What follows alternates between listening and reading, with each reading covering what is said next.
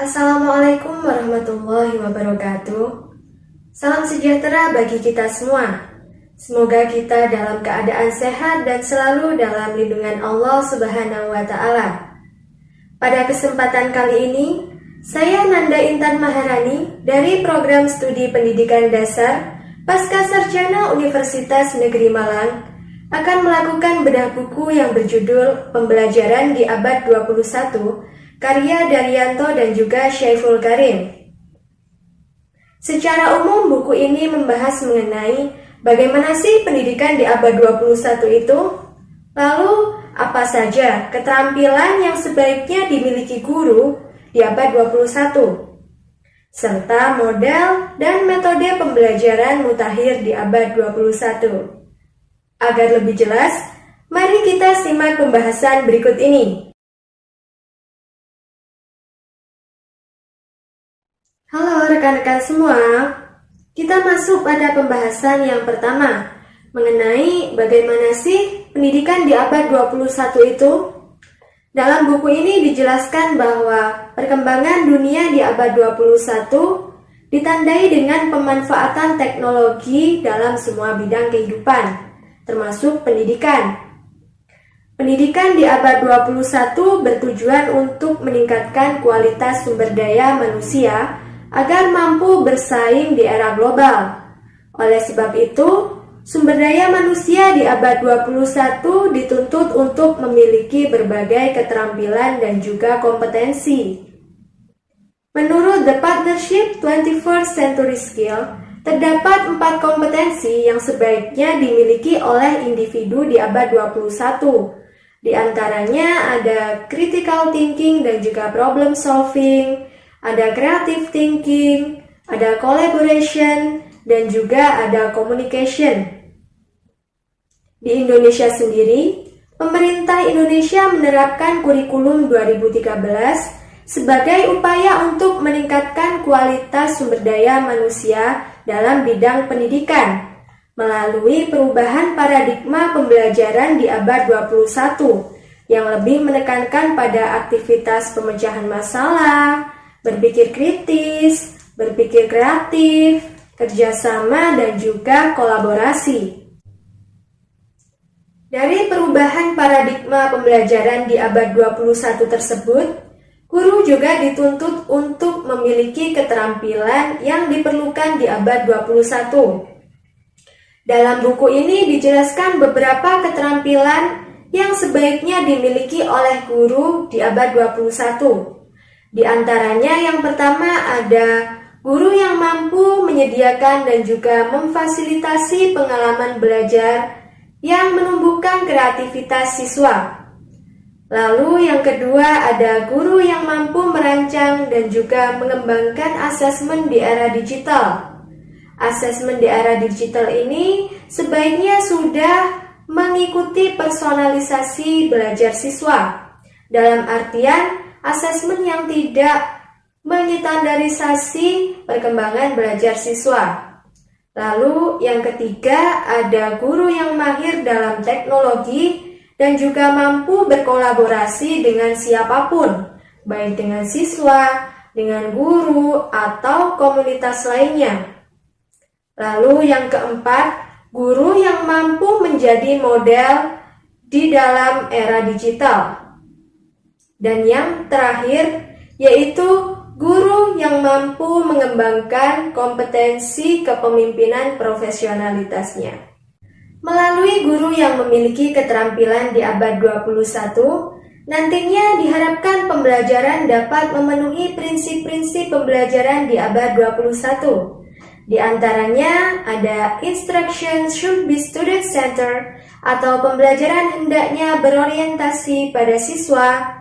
Yang kedua ada education should be collaborative atau dalam pembelajaran hendaknya siswa diajarkan agar dapat berkolaborasi dengan orang lain.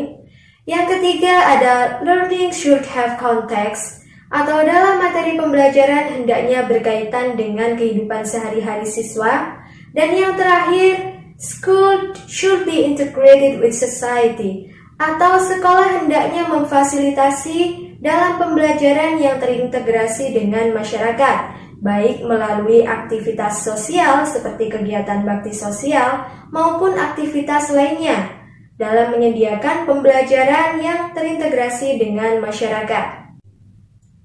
Salah satu hal yang menarik dari pembahasan kali ini menurut saya adalah di dalam buku ini dijelaskan bahwa nantinya di masa depan terdapat pergeseran piramida pekerjaan, di mana jenis pekerjaan tertinggi nantinya akan diduduki oleh creative work atau pekerjaan kreatif, dan jenis pekerjaan rutin akan diambil alih oleh teknologi robot dan juga otomatisasi. Dari pergeseran piramida pekerjaan tersebut, diharapkan individu di abad 21 ini memiliki berbagai keterampilan. Di sini dijelaskan ada 3 keterampilan. Di antaranya yang pertama ada life and career skill. Di sini meliputi adaptabilitas seseorang terhadap perkembangan atau perubahan yang terjadi di setiap zaman. Lalu ada learning and innovation, meliputi 4C seperti yang sudah saya jelaskan tadi. Ada kompetensi critical thinking, ada creative thinking, collaborative, dan juga communication, di mana 4 kompetensi ini sangat penting dan dibutuhkan di abad 21.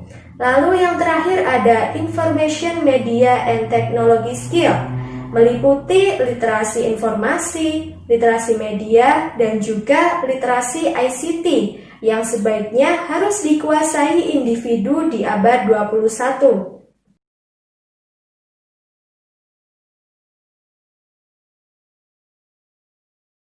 Dalam buku ini dijelaskan bahwa proses pembelajaran di abad 21 menggunakan pendekatan saintifik atau scientific approach.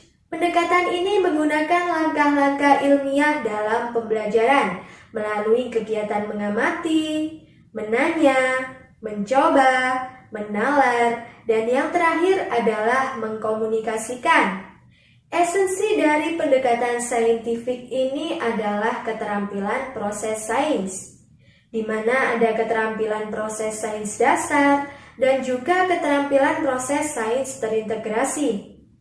Sudah banyak penelitian yang mengkaji mengenai pendekatan saintifik ini, dan hasilnya diantaranya menyatakan bahwa pendekatan saintifik ini dapat mengembangkan keterampilan berpikir siswa, baik itu keterampilan berpikir kritis maupun keterampilan berpikir kreatif, serta memberikan pengalaman siswa yang autentik melalui kolaborasi dan kerjasama antar kelompok. Kurikulum 2013 sudah menerapkan pendekatan saintifik dalam pembelajaran. Melalui penerapan pendekatan ini, diharapkan pembelajaran yang disediakan oleh guru dapat memenuhi pembelajaran yang diharapkan di abad 21, sehingga outcome-nya nantinya siswa yang dihasilkan adalah siswa yang memiliki kompetensi di abad 21.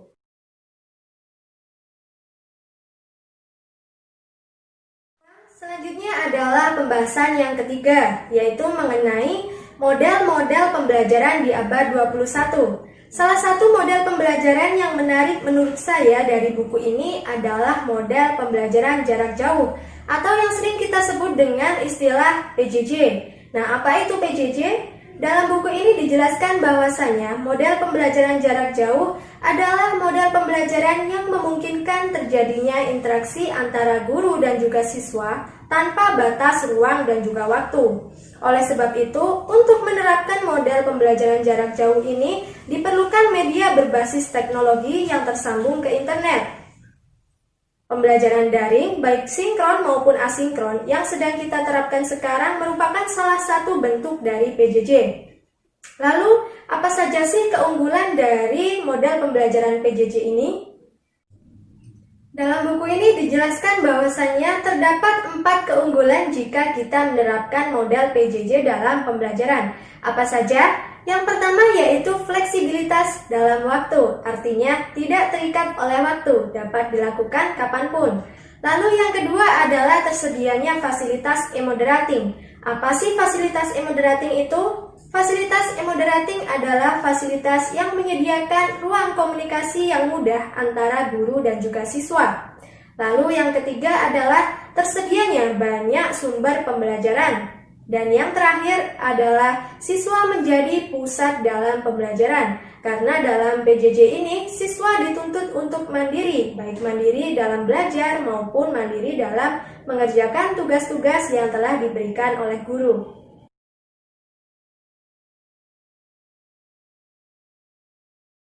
Salah satu metode yang dapat digunakan dalam menyampaikan model pembelajaran jarak jauh adalah dengan menggunakan e-learning. Apa itu e-learning? E-learning adalah sebuah proses pembelajaran berbasis elektronik. Huruf E dalam e-learning tidak hanya bermakna elektronik saja, tetapi di sini juga disebutkan bahwa E dalam e-learning juga bermakna experience, extend, dan juga expand.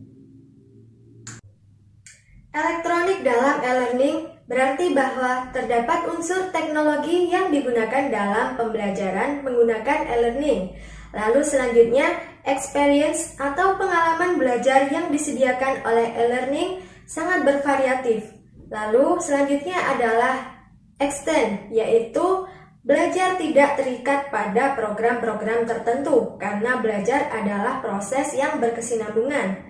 Selanjutnya yaitu expand, yang artinya semua orang memiliki kesempatan yang sama dengan belajar menggunakan e-learning. Terdapat beberapa manfaat jika kita menerapkan e-learning dalam pembelajaran. Di antaranya yaitu yang pertama, belajar mudah dan juga bebas, dimanapun dan juga kapanpun. Lalu yang kedua yaitu menjangkau siswa dalam cakupan yang lebih luas, artinya tidak terbatas pada daerah-daerah tertentu. Lalu yang ketiga yaitu mempermudah dalam menyempurnakan dan juga menyimpan materi pembelajaran. Nah, rekan-rekan semua, selanjutnya adalah pembahasan keempat mengenai metode-metode pembelajaran di abad 21. Dalam buku ini dijelaskan banyak sekali metode pembelajaran, namun menurut saya terdapat 3 metode yang cocok diterapkan dalam pembelajaran di abad 21. Di antaranya ada metode problem solving, ada metode inquiry, dan juga ada metode berbasis proyek. Metode problem solving atau yang sering kita sebut dengan metode pemecahan masalah. Sudah banyak penelitian yang mengkaji mengenai metode problem solving ini. Di antaranya hasilnya adalah metode problem solving ini dapat meningkatkan keterampilan berpikir siswa. Adapun langkah-langkah dari metode problem solving ini, yang pertama yaitu mengidentifikasi penyebab masalah, lalu yang kedua yaitu mengkaji teori untuk memecahkan masalah atau menemukan solusi, dan yang ketiga yaitu mengambil keputusan berdasarkan teori yang telah dikaji. Selanjutnya adalah metode inquiry. Inquiry ini berasal dari kata inquire yang artinya menemukan. Banyak juga penelitian yang mengkaji mengenai penerapan metode inquiry ini dalam pembelajaran, yang hasilnya penerapan metode inquiry dalam pembelajaran dapat meningkatkan keterampilan berpikir siswa, baik keterampilan berpikir kritis maupun keterampilan berpikir kreatif. Selain itu, penerapan metode ini dalam pembelajaran juga dapat meningkatkan kolaborasi antar siswa, di mana keterampilan-keterampilan tersebut adalah keterampilan yang dibutuhkan di abad 21. Adapun langkah-langkah dari metode inquiry ini terdiri dari 6 langkah. Yang pertama yaitu orientasi masalah, yang kedua merumuskan masalah, yang ketiga merumuskan hipotesis, yang keempat mengumpulkan dan juga menganalisis data, yang kelima yaitu menguji hipotesis, dan yang keenam adalah menarik kesimpulan. Selanjutnya yaitu metode pembelajaran berbasis proyek. Metode pembelajaran berbasis proyek ini memberikan kesempatan kepada guru dalam mengelola pembelajaran dengan melibatkan kerja proyek. Terdapat beberapa langkah-langkah dalam menerapkan metode pembelajaran berbasis proyek ini. Yang pertama yaitu siswa mengajukan pertanyaan mendasar, dan yang kedua yaitu siswa merencanakan proyek, yang ketiga yaitu siswa menyusun proyek, yang keempat yaitu siswa mengerjakan proyek, Yang kelima yaitu guru melakukan monitoring secara kontinu terhadap pengerjaan proyek. Dan yang keenam adalah evaluasi.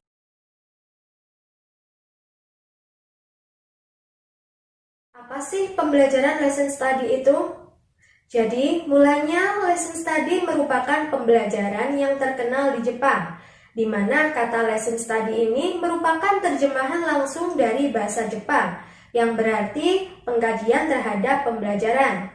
Dalam pembelajaran lesson study ini, guru-guru diberikan kesempatan untuk meningkatkan efektivitas pembelajaran melalui kegiatan kolaborasi dalam mengembangkan dan juga merencanakan pembelajaran secara berkesinambungan hingga membentuk suatu learning society atau komunitas belajar.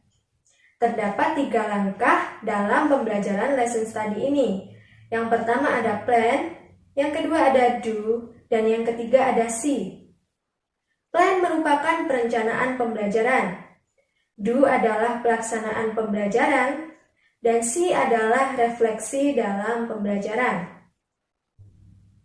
Dalam kegiatan plan atau perencanaan, termasuk dalam merancang atau mengembangkan perangkat pembelajaran.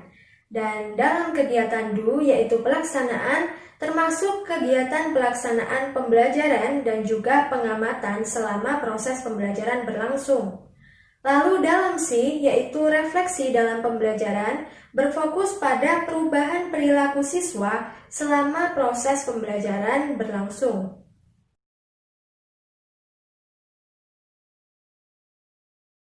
Mind mapping. Seperti apa sih pembelajaran mind mapping itu? Berikut akan saya tampilkan gambar mind mapping dalam pembelajaran. Baik rekan-rekan semua, kiranya seperti itulah gambar mind mapping dalam pembelajaran. Mind mapping ini juga disebut dengan radianting atau peta pikiran. Proses memetakan pikiran dalam mind mapping ini menggabungkan cabang-cabang permasalahan tertentu yang nantinya akan membentuk suatu konsep permasalahan yang dituangkan dalam bentuk gambar atau animasi yang menarik dan juga mudah dipahami oleh si penulis. Adapun beberapa manfaat jika kita menerapkan mind mapping dalam pembelajaran. Di antaranya adalah yang pertama, meningkatkan kreativitas siswa. Yang kedua, belajar lebih cepat dan juga efisien. Yang ketiga, melatih siswa dalam merencanakan gagasan dan juga mengkomunikasikannya secara visual.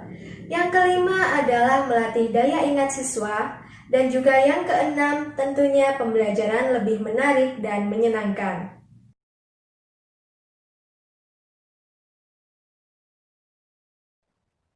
Tentunya pembelajaran PAIKEM ini sudah tidak asing lagi di telinga rekan-rekan semua.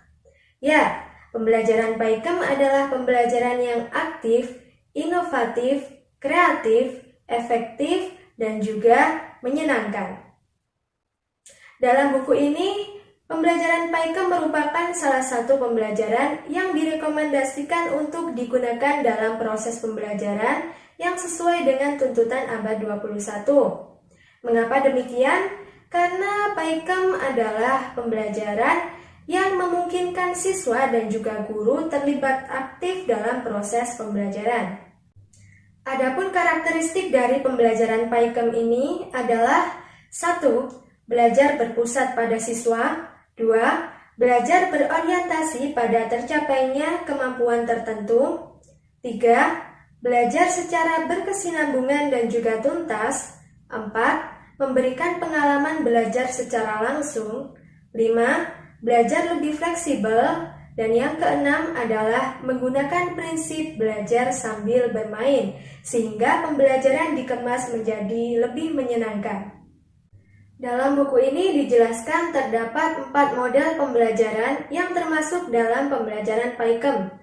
Di antaranya ada model kontekstual, ada model kooperatif, ada model quantum teaching, dan ada model pembelajaran terpadu. Dari keempat model tersebut, guru dapat mengembangkan strategi, metode, dan juga teknik pembelajaran yang kreatif, inovatif, dan juga menyenangkan, sehingga proses pembelajaran menjadi lebih otentik bagi siswa nantinya.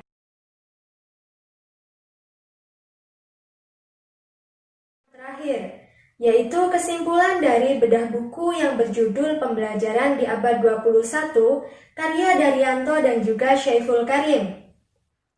Di bagian awal dari buku ini membahas mengenai tantangan-tantangan yang akan dihadapi individu di abad 21, mulai dari pergeseran piramida pekerjaan hingga bagaimana pendidikan melakukan transformasi sebagai upaya dalam meningkatkan kualitas sumber daya manusia.